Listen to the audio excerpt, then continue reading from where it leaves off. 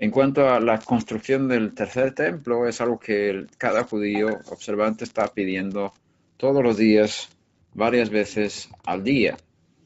Y el ayuno de Tisha B'Av, que se ayuna como el Yom Kippur, más de 24 horas, es el día cuando fueron destruidos los dos templos.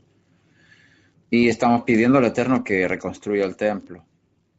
Y eso es una parte muy importante en el judaísmo. La Torá tiene 613 mandamientos y cientos de ellos hablan del templo, y varios de esos mandamientos dicen que esto es un estatuto perpetuo, esto es un estatuto perpetuo de generación en generación. Así que la Torá misma da testimonio de que el templo y el sacrificio del templo no es un asunto que va a durar solamente un tiempo en este mundo y luego terminar. El hecho de no tener templo es un paréntesis, es una situación terrible para el judío, porque Hashem nos ha quitado el centro de nuestro culto, nuestra conexión con él. Y cuando había templo, el espíritu de profecía, Ruach HaKodesh, estaba muy fuerte sobre Israel. Había cientos y miles de profetas en Israel y la presencia de Dios era tremenda en la ciudad de Jerusalén, en todo el país y fuera de Israel. Y muchos milagros que ocurrieron fueron por causa de todo el servicio que se estaba dando en el templo. El propósito del tabernáculo y templo es que la presencia de Hashem esté permanentemente morando en este mundo bajo, el mundo físico. Cuando el pueblo de Israel pecó, Hashem destruyó no al pueblo, bendito sea su nombre, sino al templo, siempre con la esperanza de que se volviera a construir. Y eso es lo que estamos pidiendo, para que la presencia de Hashem vuelva a Zion, como decimos en la oración de Amidah. Bendito eres tú que haces volver tu presencia a Zion, pensando en que sí se va a establecer otra vez el culto en el templo, los sacrificios diarios, que va a traer la presencia y la gloria de Hashem. La interpretación cristiana de la carta a los hebreos y también otros textos de los escritos mesiánicos dicen que cuando Yeshua vino, Jesús, como dicen ellos, vino para morir, él terminó con los sacrificios del templo. No es cierto, porque después de la resurrección de Yeshua, los discípulos suyos seguían sacrificando en el templo. Lo vemos en el libro de los Hechos de los Apóstoles. Rabí Shaul entró en el templo, hizo voto de nazareato. Ahí vemos claramente en los últimos capítulos del libro de Hechos de los Apóstoles que lo que hacía Rabí Shaul era un voto de nazareato. Y si miras en Números capítulo 6, te das cuenta qué tipo de sacrificios él tenía que presentar en el templo, e incluso pagar por los sacrificios de sus hermanos judíos en Jerusalén, que habían hecho también el mismo voto, y entonces tenía que presentar esos sacrificios en el templo, y uno de ellos es sacrificio por el pecado. Entonces, Rabí Shaul presentaba sacrificio de pecado conforme a la Torá, juntamente con sus hermanos judíos, que también eran celosos de la Torá, como dice el texto en Hechos de los Apóstoles, después de la resurrección de Yeshua. Además, tenemos fundamento para creer que los discípulos de Yeshua seguían celebrando Pesaj todos esos años, 40 años antes de la destrucción del templo, es decir, desde el año 31, 31 según mis cálculos fue el año cuando murió Yeshua. Ahí se celebraban Pesaj antes de la muerte del maestro. El siguiente año sería el año 32. Y así sucesivamente, como él había establecido en Pesaj, hace esto en memoria de mí, con el pan y la tercera copa del Seder de Pesaj. Ellos seguían haciendo ese rito en el Seder de Pesaj año tras año. Y para que sea un Pesaj, según la Torá, tiene que haber un cordero sacrificado ahí. Pesaj, en primer lugar, según la Torá, significa el cordero que es sacrificado en el templo, su sangre vertida junto al altar, y después ese cordero es traído a la casa donde es asado sobre fuego, y por la noche del 15 de Nisan, se come. Y ese es el Seder de Pesaj. O sea, el Pesaj verdadero es el que tiene cordero. Y esa mesa, ese ceder, esa cena, solamente se puede comer en Jerusalén. Prohibido comer Pesaj fuera de Jerusalén. Y estamos hablando ahora del Pesaj verdadero con un cordero asado, que fue sacrificado en el templo. Eso según la Torá. Y Yeshua hizo eso con sus discípulos y ellos seguían haciendo eso en memoria de él, incluyendo en el Seder el partimiento del pan, recordando que el cuerpo de Yeshua fue partido por nosotros, y bebiendo la tercera copa, incluyendo, recordando en ese momento que su sangre es el nuevo pacto. Esta copa es el nuevo pacto en mi sangre. Es decir, cada año, hasta la destrucción del templo, el año 70, según el cómputo romano, los discípulos de Yeshua que vivían en Jerusalén y los que venían de fuera para Jerusalén, porque las fiestas eran momentos de peregrinación, cuando venían judíos de todo el mundo para celebrar, todos los fieles de Hashem, todos los judíos que estaban en Jerusalén, tenían la obligación de sacrificar cordero, asarlo por la noche y comerlo en recuerdo de la salida de Egipto. Y los discípulos de Yeshua, por supuesto, también. Estoy hablando de los judíos, los circuncisos. Ahí vemos que después de la resurrección seguían sacrificando en el templo. Y no había ningún conflicto en sus almas y en su teología entre aquellos sacrificios de animales y el derramamiento de sangre de estos animales, incluso sacrificio de pecado, como en el caso de Rabí Shaul, y la muerte de Yeshua. No había ningún conflicto. El conflicto está en la teología cristiana, que dice que donde hay derramamiento de sangre no hay remisión de pecados, y cuando Yeshua muere, él quita el sacrificio continuo y establece algo mejor, y otras cosas que se utilizan para descalificar los sacrificios en el templo. No quiero entrar en los detalles y cosas más profundas en esta doctrina cristiana, pero para mí no cuadra con la práctica de los discípulos de Yeshua en esos 39 años después de la resurrección de Yeshua hasta la destrucción del templo. Hay que entender ciertos conceptos básicos para no errar en esto. Primero, el sacrificio de Yeshua es un sacrificio principalmente celestial. Aunque su cuerpo fuese sacrificado aquí, no fue sacrificado en el templo, fue sacrificado fuera de Jerusalén.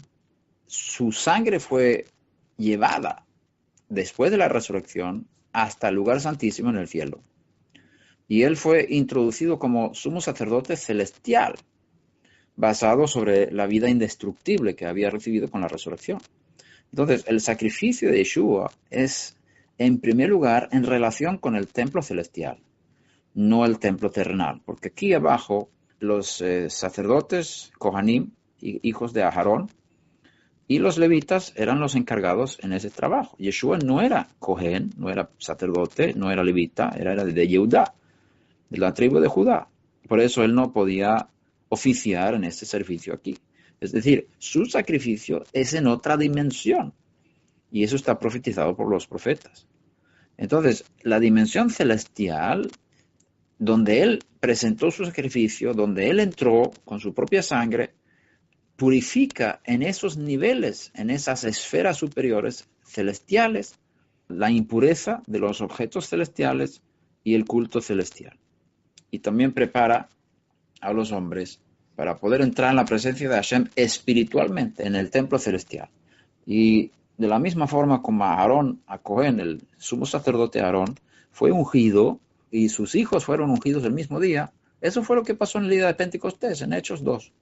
Cuando Yeshua fue ungido en el templo celestial, sus discípulos, que eran sus hijos espirituales, también fueron llenados del Espíritu y podían servir en el templo celestial como sacerdotes según el orden de Melquisedec. Aquí tenemos muchísimo que enseñar y si Hashem lo permite lo haremos cuando nos veamos por la próxima vez. Ahora, tenemos que entender que los mundos trabajan paralelamente. No es o una cosa u otra. Es decir, el templo celestial existe, es una cosa que existió antes de la creación del mundo, y los templos terrenales son una sombra, un reflejo en el mundo físico, en el mundo bajo, de una realidad espiritual en los mundos superiores. Y si hay un sacrificio abajo en la tierra, tiene que haber un sacrificio arriba en los cielos, porque Moshe Rabbeinu tenía que hacer una copia de lo que vio en la montaña, que era el culto celestial. Por lo tanto, Moshe Rabbeinu tenía que haber visto a Yeshua como sumo sacerdote celestial, con su ropa celestial, lo que quieras.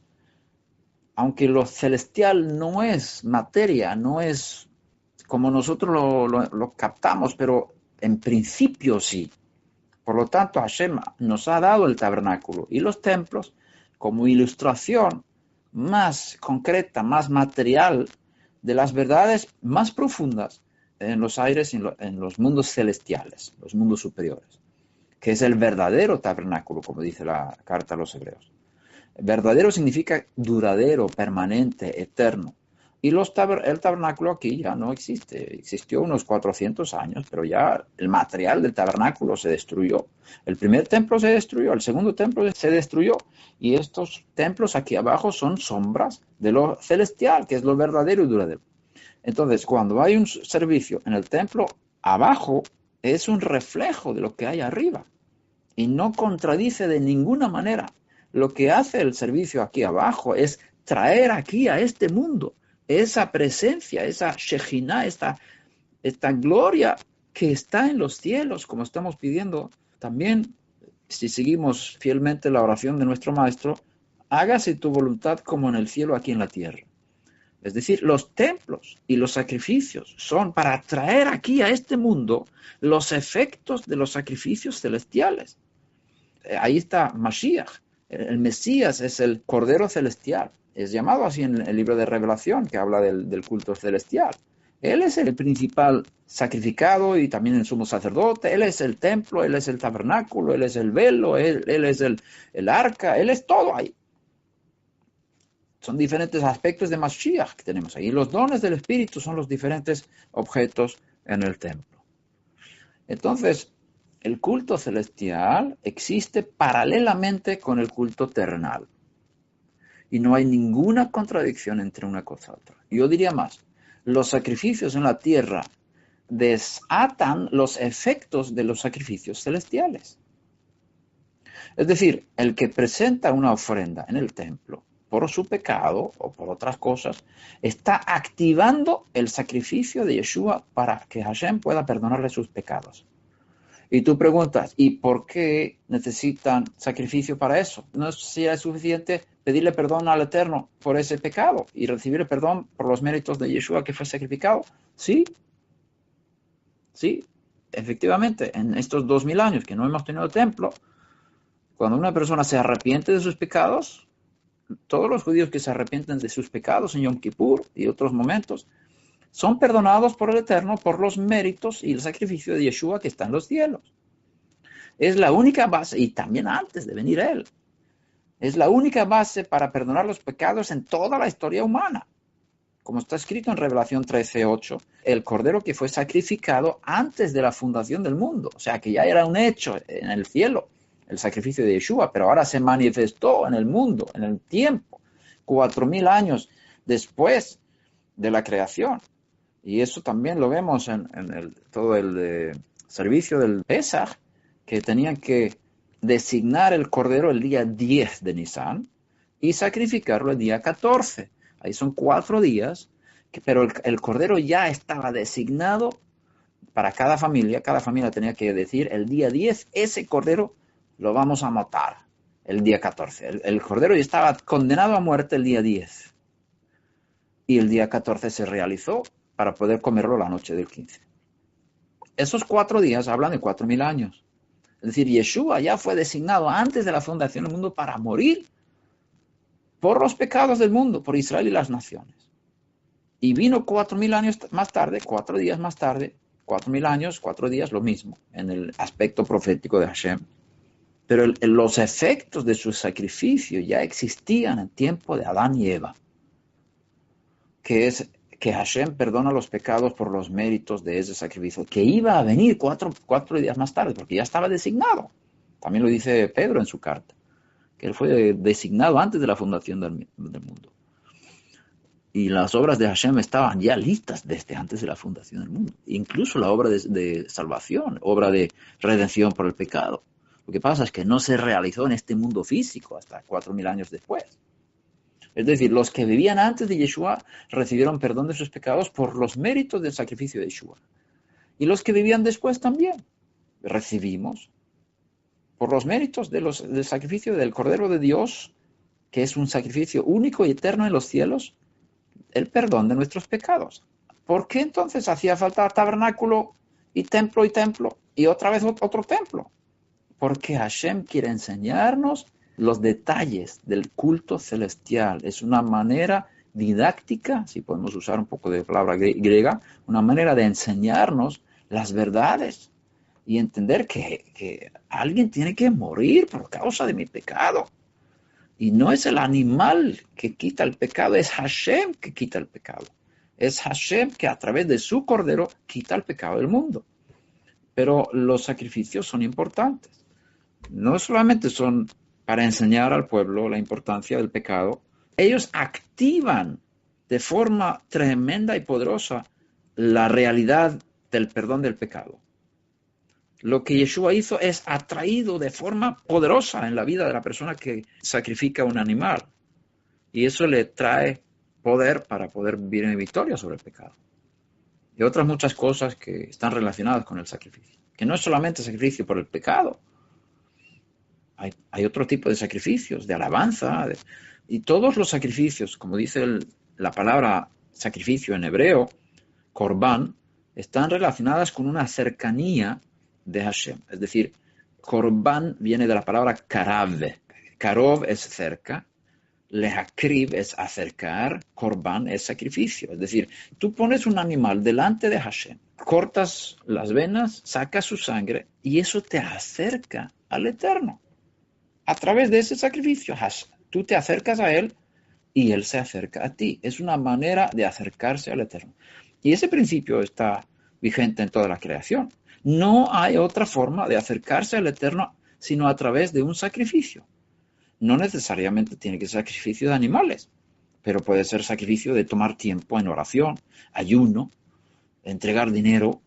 Hay muchos medios que son sacrificios para nosotros que nos acercan a Hashem. Y Él se manifiesta como respuesta a nuestra entrega y nuestro sacrificio para poder acercarnos a Él. Entonces, esta base la tenemos que tener en cuenta para entender por qué necesitamos un tercer templo. Los profetas hablan de esto. El libro de Ezequiel habla de sacrificios durante el reino mesiánico. Desde el capítulo 40 a 48 en el libro de Ezequiel se habla del tiempo del Mesías aquí en la tierra. Y ahí tienes una explicación detalladísima de las medidas del templo que va a existir durante el reino de Yeshua aquí en el mundo, durante 1000 años. Tenemos otros textos que también hablan de esto. Entonces sí va a haber un templo en el tiempo de Yeshua reinando aquí. Y también si tú lees bien en los capítulos ahí en Ezequiel, te vas a dar cuenta que varios de los sacrificios son también de pecado y culpa. Porque la Torah es eterno, como dice él, hasta el cielo y la tierra pasan, ninguna tilde, ni una yud de la Torah pasará hasta que todo se cumpla. Es decir, mientras que este sistema de cielo y tierra permanezca, la Torah sigue vigente. Y no podemos quitar la Torah. Eso es blasfemia contra Hashem. Él no cambia sus planes de una época a otra. Él sigue diciendo desde Adán hasta 7000 años después. 7000 años es una semana. 6000 años con trabajo, pecado, problemas en el mundo, 1000 años de paz. Pero también durante ese Shabbat milenial tendremos sacrificio, tenemos la Torah vigente. Y después Hashem creará nuevos cielos y nueva tierra. Entonces no creo que va a haber sacrificio en ese mundo venidero. Pero en este mundo sí. Y cuando Yeshua venga, no va a traer la perfección al mundo. Todavía va a haber pecado. Durante el milenio la gente va a seguir pecando. Y necesitarán perdón de pecados. Y necesitaremos los sacrificios No estoy hablando de los resucitados que van a ser transformados en inmortales y en personas que no podremos pecar, sino los que sobrevivan las últimas guerras contra Israel. Ellos van a estar aquí durante 1000 años y muchos de ellos pecarán. Lo que pasa es que el pecado y la maldad va a estar dominada por el reinado de Mashiach durante 1000 años. Pero sí, va a haber necesidad del templo. Ahora, hay diferentes opiniones entre los rabinos en cuanto al tercer templo. Algunos dicen que nosotros tenemos que construir el templo. Otros dicen que Mashiach tiene que construir el templo. Otros dicen que el templo va a venir desde el cielo, ya preparado, que descender del cielo. Creo que las tres cosas son correctas. En el judaísmo caben varias opiniones a la vez, y todas son correctas. Entonces, sí, lo que yo pienso que va a pasar, y hay que tener en cuenta, cuando Ezra volvió del cautiverio babilónico con las personas que le seguían, ellos estaban reconstruyendo el templo y lo primero que construyeron fue el altar. Entonces, el altar es lo único necesario para poder empezar los cultos de sacrificios. Entonces, no necesitamos todo el edificio del templo para otra vez sacrificar animales. Necesitamos solamente un altar. Necesitamos sacerdotes puros y aquí en Israel se está preparando el Instituto del Templo. Puedes entrar en internet y ver cómo estamos preparándonos. Tenemos, creo que son 70 herramientas ya para el tercer templo. Si tuviéramos el lugar del templo en nuestras manos sin la intervención de nuestros enemigos, como está ahora, quitaríamos estas mezquitas que son blasfemias y pondríamos un altar ahí y a empezar a sacrificar. Los sacerdotes están ensayando ahora año tras año para poder hacer el servicio del sacrificio del cordero en Pesaj.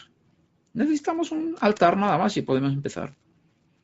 Esto yo creo que va a ser en unos años. Yo creo personalmente que en la próxima semana de año, después del próximo año de Shabbat, año sabático, tenemos año Shemitah cada séptimo año. El año pasado fue Shemitah, ahora estamos en el primer año del siguiente ciclo de 7 años. En este tiempo de 7 años creo que van a suceder varias cosas, guerras y preparaciones, y tendremos en el inicio de la próxima semana de años un altar en Jerusalén, posiblemente también empezando a construir el gran edificio del templo, y estaremos sacrificando el sacrificio diario. Como dice el libro de Daniel, que el falso Mesías, y también lo vemos en otros sitios, nuestro maestro lo menciona, cuando veáis la abominación desoladora, como dice el profeta Daniel, estando en un lugar santo, tenéis que hacer esto y el otro. Es decir, en relación con los últimos tiempos, se va a repetir lo que Daniel profetizó en el capítulo 11 de su libro, y eso sucedió en la historia con la venida de Antíoco Epífanes en el año 164, por ahí, no me acuerdo bien, que él entró en el templo, puso una estatua allí y sacrificó un cerdo. Y eso fue la abominación desoladora, y eso trajo mucho problema. Cuando vinieron los macabeos, que eran judíos sacerdotes, y expulsaron a los grecosirios que habían invadido el lugar del templo y todo el país, logramos restablecer el culto en el templo y por eso celebramos Hanukkah año tras año. Esto va a volver en los últimos tiempos. Es decir, va a haber un rey maligno que va a quitar el sacrificio diario, poniendo una imagen o algún tipo de ídolo en el lugar del templo. Y eso va a pasar después de la mitad de la semana, como dice el profeta Daniel. Es decir, la última semana de 7 años, y según tengo entendido, hasta que venga el reino, a la mitad de esa semana se va a quitar el servicio del templo. Y personalmente creo que estamos en las 2 últimas semanas de 14 años, antes del establecimiento del reino en este mundo, porque dentro de 13 años, o 14, depende cómo contamos, es el próximo año de jubileo. Entonces yo creo que esa es la fecha límite para el establecimiento del reino. Si nosotros nos arrepentimos de nuestros pecados, especialmente el pueblo judío, el Mesías puede venir antes. Si nos humillamos, podemos adelantar su venida. Pero si no, Él vendrá en el tiempo ya fijado. Así dicen los escritos apostólicos, Pedro lo dice en su carta y también los rabinos enseñan esta verdad. Entonces creo que el tiempo fijado es para el próximo año de jubileo, pero Mashiach puede venir antes, dependiendo del estado del pueblo de Israel y las naciones que son parte de Israel, que han sido redimidas por la sangre de Mashiach e injertadas en el olivo celestial, y son parte del Israel celestial y son hijos de Dios. Cuando nosotros vivamos bien, Mashiach puede venir antes. Pero si no viene antes, pues aquí tenemos un esquema de que dentro de 13 años más o menos tendremos el reino aquí. Y es lo que yo pienso. Dentro de 7 años, pongamos, tendremos sacrificio otra vez en Jerusalén. Con la venida del maligno rey que va a venir desde el norte, posiblemente de Siria o ISIS, Irán también puede ser, porque esa era el área donde venía Antíoco Epífanes, del reino de Seleucida. De ahí va a venir esta destrucción. Van a entrar en Jerusalén, quitarán el sacrificio diario, y ese será el tiempo de angustia para Jacob. Será el tiempo tan difícil que si no fuese cortado, nadie sería liberado y salvado de ese momento. Y esa es la gran tribulación que Israel sufrirá junto con todos sus hijos en las naciones, los que han nacido de nuevo, los que vivamos en ese tiempo. Y si no viene Mashiach antes, van a ser 3 años y medio. Serán los últimos años antes del establecimiento del reino. Si hay arrepentimiento y santidad en nosotros, el Mesías viene antes para rescatarnos de estas calamidades y problemas. Ahora, posiblemente el altar y el templo serán destruidos. Yo no sé cuánta construcción hayamos hecho cuando el maligno rey quite el sacrificio diario. Si tenemos edificio, no lo sé. Lo importante es que tendremos un altar. Y si podemos llamar eso tercer templo, bueno, está bien. Yo creo en tal caso que el tercer templo será destruido. Y también Yeshua dijo, aquí no se dejará piedra sobre piedra. Y yo no sé si estaba hablando también de los muros que rodeaban el templo, que tenemos muchas piedras hoy en día, que todavía hay piedra sobre piedra. Así que si la profecía de Yeshua hablaba del edificio, de la casa del templo, se cumplió. Pero si hablaba también de los muros que rodeaban, no se ha cumplido. Y tendrá que cumplirse en el futuro. Que no se dejará piedra sobre piedra del muro de los lamentos o del muro occidental. Y hay muchas piedras ahí.